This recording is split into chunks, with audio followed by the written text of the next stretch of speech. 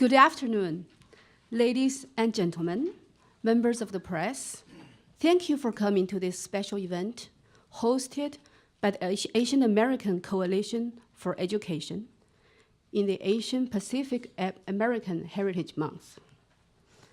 We are here at a historical moment.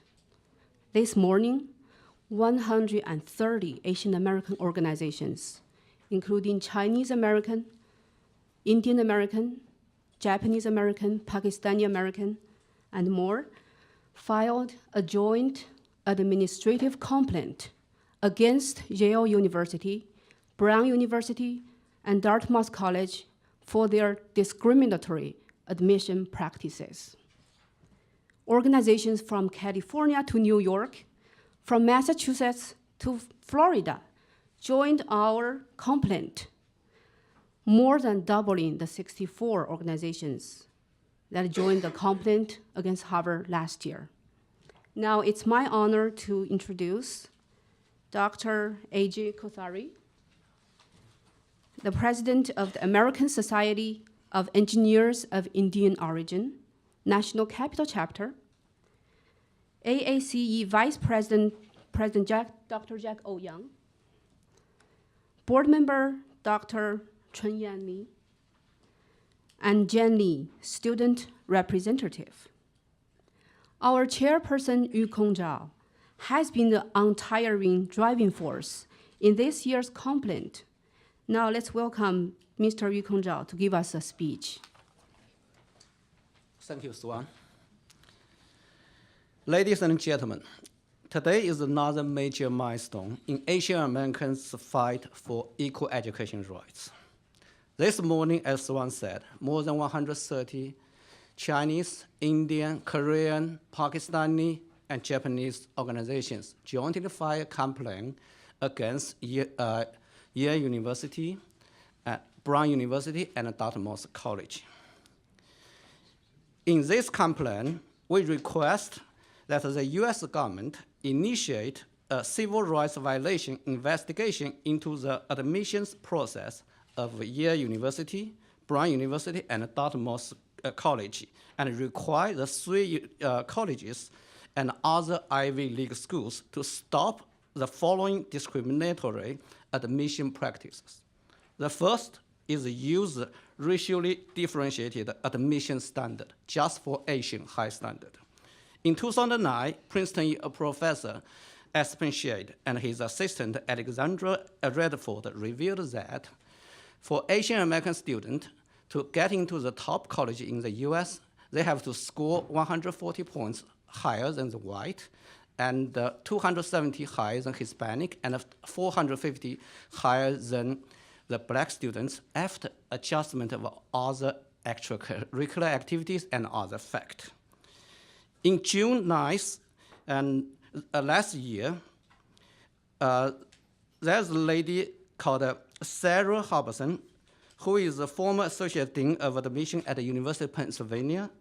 She wrote in Los Angeles Times, for example, there is an expectation that Asian Americans will be the highest test scorer and at the top of their class. Anything less can become a easy reason for a denial.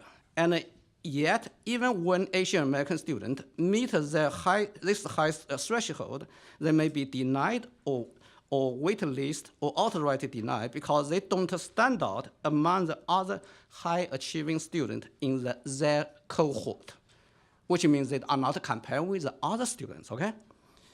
And so this is a clearly compelling example of how Ivy League admission officers apply a just for Asian high standard against Asian American applicants, unduly burdening our children. The second is the use of racial stereotypes. In his Pulitzer Prize-winning book, The Price Admissions, Daniel Gordon gave many examples how Ivy League schools use various racial stereotypes, discriminating against Asian American applicants, such as being quiet, focusing on math and science.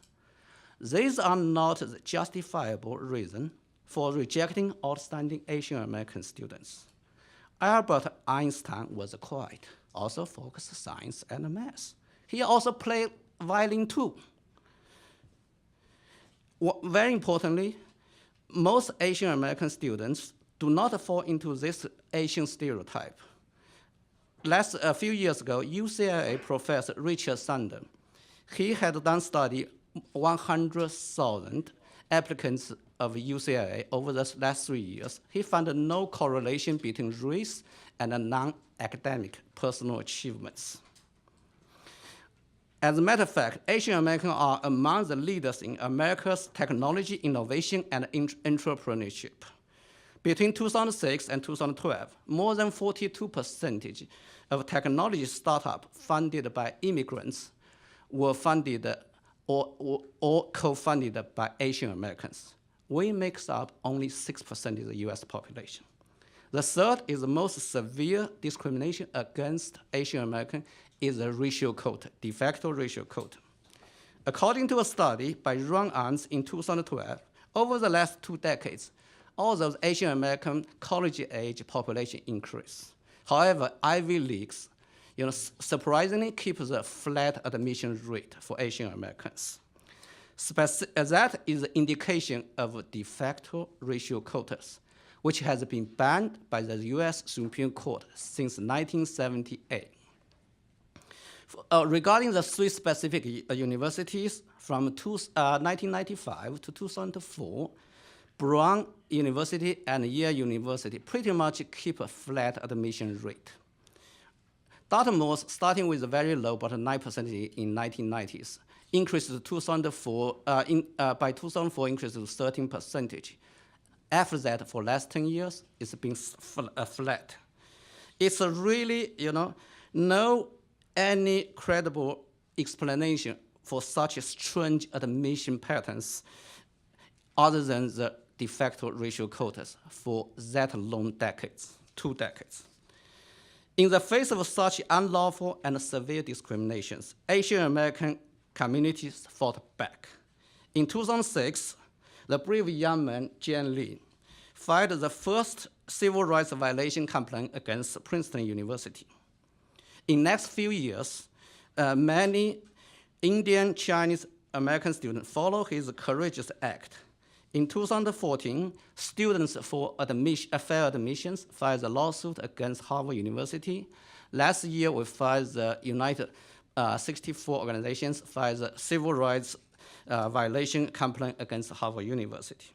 However, over the last 10 years, the Department of Education and the Department of Justice have done virtually nothing to vindicate and protect Asian American students' constitutional rights.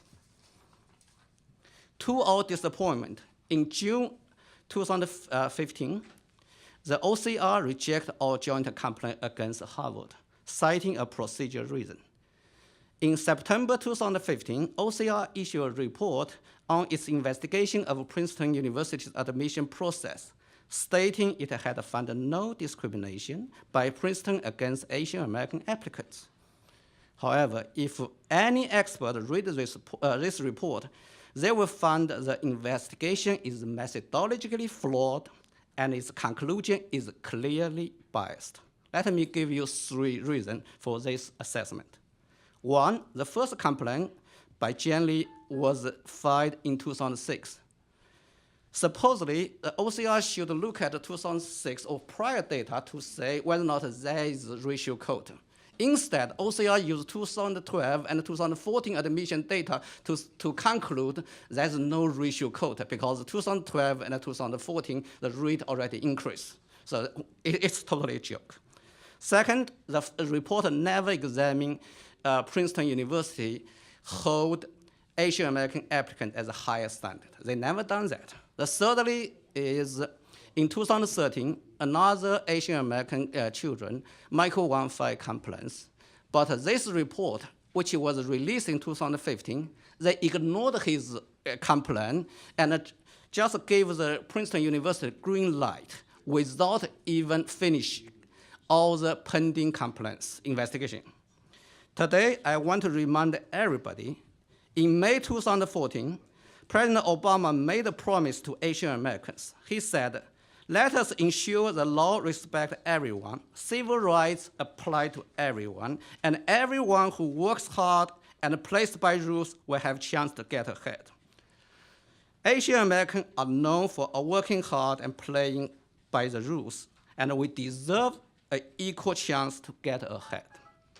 However, based on the track records, I have to say the US government has failed to keep President Obama's promise. It has let 20 million Asian Americans down. 1 year ago, we broke the history by uniting 64 Asian American organizations. That time, at the same conference room, I announced, after being largely silent for more than 20 years, Asian American communities have spoken.